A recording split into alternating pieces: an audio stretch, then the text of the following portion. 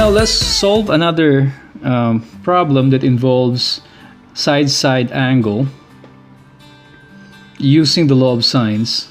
But this time, this is the type that will actually result in an ambiguous case. What's the difference between the first problem, the previous problem that we solved, and this problem? This problem doesn't state that the figure given us is drawn to scale. So we will use our observation. I want you to do that as we go over this problem.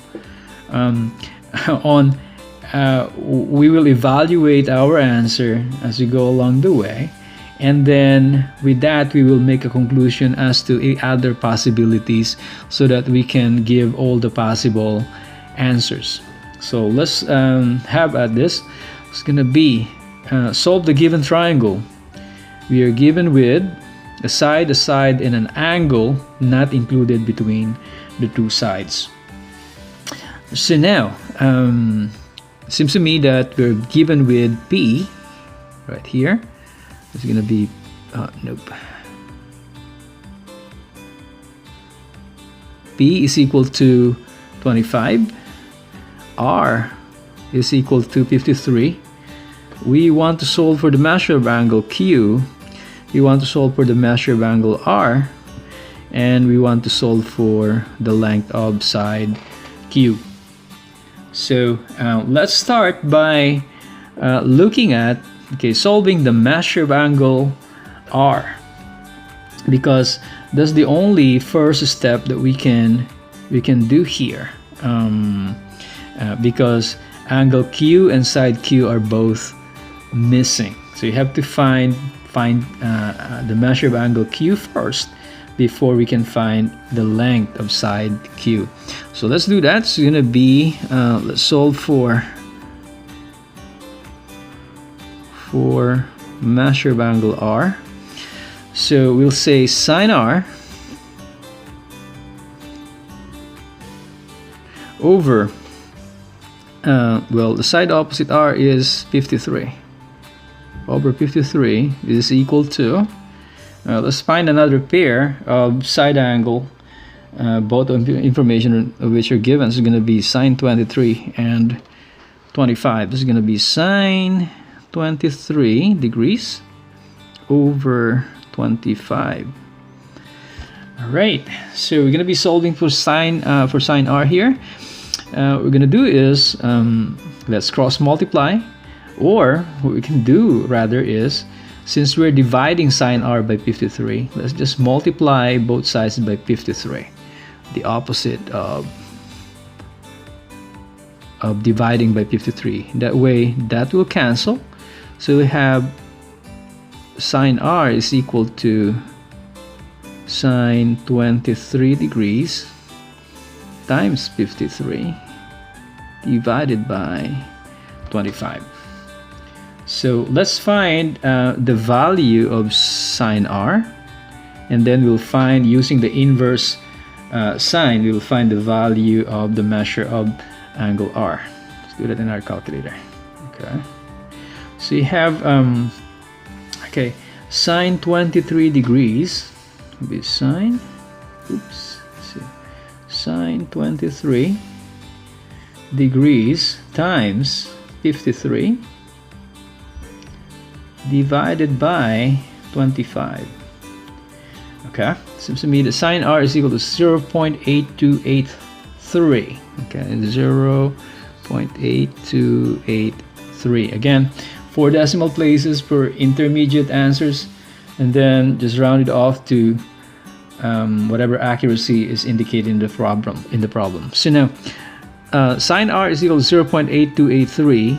The measure of angle R is equal to inverse sine of 0.8283, which is equal to, measure of angle R is equal to, okay, let's see, inverse sine, to find the angle, 0.8283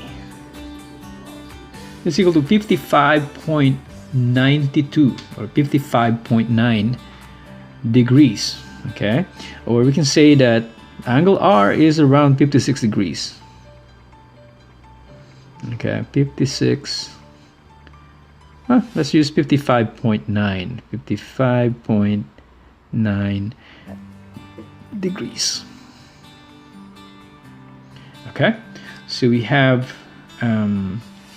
one part of this triangle taken care of. Now, before we proceed, I want you to check with the figure given whether or not our answer makes sense. So we have measure of angle R is 55.9 degrees. Does it jive? Does it agree with the figure we're looking at? And the answer should be no, because here angle R looks like angle R is an obtuse angle, and so but our answer represents an acute angle. So now the reason for that is what we're referring to as the ambiguous case of the law of sines. When we're using the law of sines, SSA actually does not result in congruence, and we know that when we're proving the congruence of two triangles. So meaning two triangles may have two pairs of sides that are congruent and one pair of angles that are congruent and yet not be congruent, because SSA does not guarantee congruence of two triangles, meaning there are two possibilities. Now, I don't know how well you will understand this explanation, because you'll have to use your imagination. That the only angle that is fixed is angle P. That's the only angle that cannot go any wider. Angle Q, on the other hand, can pivot, can go wider. So what can happen is that instead of the narrow angle Q, we can have a wider angle Q and still have P equals 25. So if this side pivots that way, this length remains to be 25. However, the measure of angle Q is different, and the measure of angle R is going to be different as well. So we have this measure of angle R is what we have just found. This one here is what's 55 degrees. Now, what is the other value of angle R? The other value of angle R is this angle right here, which we are what we are interested in, and that's just the supplement of the acute. These two angles, these two possible values of angle R are supplementary. So if you found one and you want to reconcile your answer with the figure you're looking at, the answers must be just the supplement of the acute angle. So the second value for angle R is just or measure of angle R, meaning the other possibilities. That's why it's called the ambiguous case. Or measure of angle R is equal to 180 minus 55.9, which is approximately equal to 124.1 degrees. So that is this measure here, that is 124.1 degrees. And now meaning side Q can also have two values. So there are two possibilities for angle Q. There are two possible answers for side Q. There are two possible answers for angle R. But the ones that are given, the length of side R and the length of side P and the measure of angle P, they remain the same because they are given. So now, after this, I'm gonna discuss, because the question you might be asking is, how do you know when there are two possible answers, when there's only one possible answer? Or sometimes, let me give you this, sometimes there's no possible answer. This is given in the lesson. If you actually took time to read the lesson, It's given in the summary, okay, but I'm gonna go over it anyways. How will you know? Okay, how will you know whether there are two possible solutions, meaning two sets of possible solutions, there's no solution at all, or there's only one solution? So you have to consider at least 3 cases, and in each case you have to analyze the information that is given to you. Okay, so how will you know? Now case 1 will be, okay, if angle A is acute, like we have here, okay, it is an acute angle because it looks cute, and the side opposite is shorter than the side that is adjacent. So this one here is shorter than this. So you have an angle, you have to identify what's opposite and what is the adjacent to the angle. Then, okay, the first step is to find H, which is just equal to C, which is the side opposite the given angle, adjacent to the given angle, times the sine of that angle. So let's first find what is H. So it's going to be H is equal to C sine A. You have that. Now, if the side opposite is longer than H, meaning the value given for A is greater than C times sine A, then there are 2 possible solutions. One is, okay, it's gonna go on one side of H, and the other is gonna go, one triangle is gonna go on the other side of H. So you're dealing with 2 possible triangles. Now, if the side opposite is shorter than H, meaning A is shorter than H, it only goes up to here, kind of short, meaning you will not be able to close the triangle. You can swing that side, but it will not reach the floor because this angle here is fixed. So it will not touch this ray, this side of the given angle, and therefore if you cannot close the triangle, there's no triangle and there's no solution.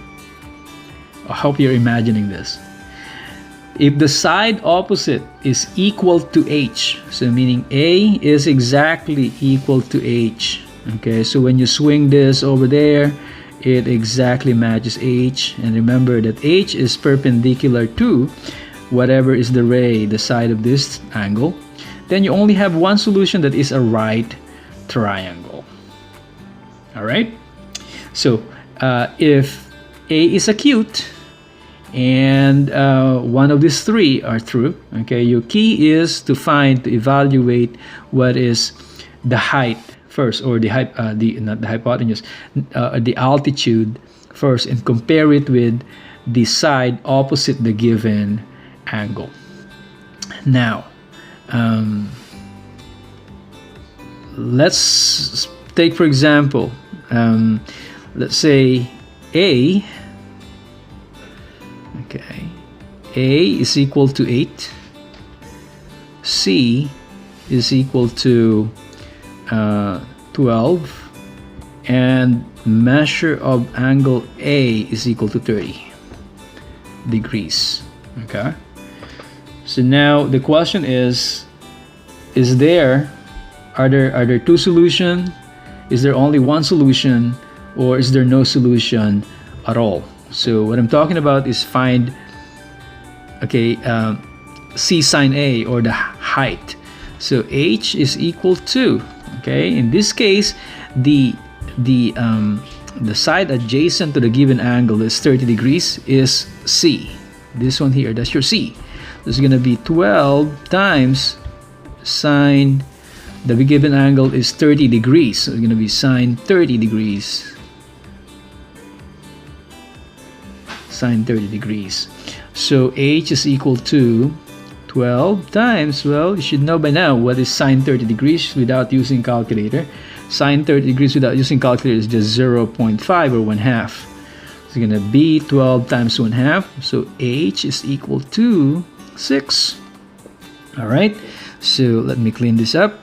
Boop, boop, boop, boop, boop, boop, boop. Okay. This is going to be, my H is equal to 6 Okay, A is equal to 8. C is equal to 12.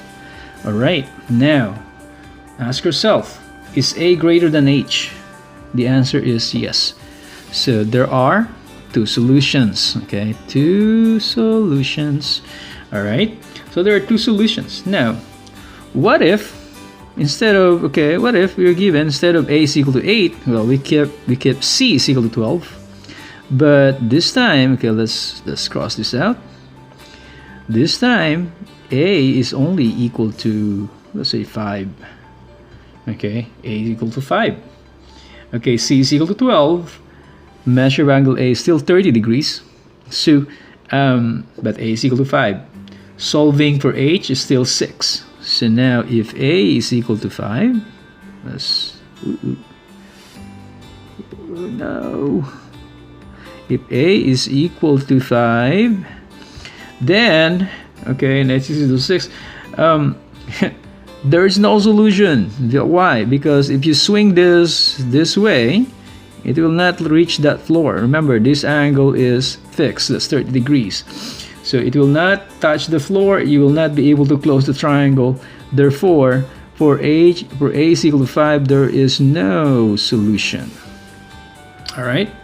What if A is equal to exactly 6? So let's see that. Okay. A is 6. Okay, that means if you swing this side, this A, towards H, it will perfectly fit H. Okay, that will perfectly fit H. Meaning there's only one solution. That is a right triangle. Alright, so that's taken care of. There's a lot to remember. Yes, learning is remembering things. Now, let's see. Case number 2. Oh, that's only case number 1. Okay, case number 2 is where angle A is acute and the side opposite is longer than the side that is adjacent. This is one important thing to remember, because then there's only one possibility. There's only one solution. So you don't have to compute for H. If C is greater than if A is greater than C, okay, this is longer than this. For example, this is 12, this is 15. Okay, there's no way this side can swing to the other side and still keep this acute angle. Why? Because it has to go all the way back there. Okay, so the only place it can be, if we were to keep this acute angle, which is given to be acute, is on this side of H, which is which makes angle C an acute angle and angle B probably an obtuse angle. All right, so it's gonna be there's only one possible solution. So remember that. Okay, first thing that you have to check. Okay, is A greater than C?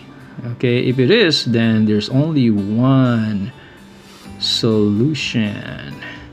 Okay, so case number 3. The angle A is obtuse. Okay, that's given here. Okay, it's obtuse, not acute. Okay, what do we have? Okay, the way to analyze is look at the side opposite angle A, which is still A. Okay, if side opposite is longer than the side that is adjacent, all right, there's only one solution. Why? Because it cannot go anywhere. Okay, if you want to keep this angle as acute and form a triangle, this side here cannot swing to the other side and still keep that obtuse angle. All right, there's only one solution. However, if the side opposite the obtuse angle is shorter than, okay, so this one is shorter than, so here A is greater than C, A here is less than C. So this shorty here cannot even touch this side of angle A to close the triangle. Even if it tries, it will only go up to there, which is not forming a triangle. Even if it tries, if it goes up to there, it's not a triangle anymore, because this angle here is fixed obtuse angle. So that's a lot to process, but that's life. Deal with it. All right, so here you go, the ambiguous case of the law of sines. Well, important thing is you know how to apply the law of sines.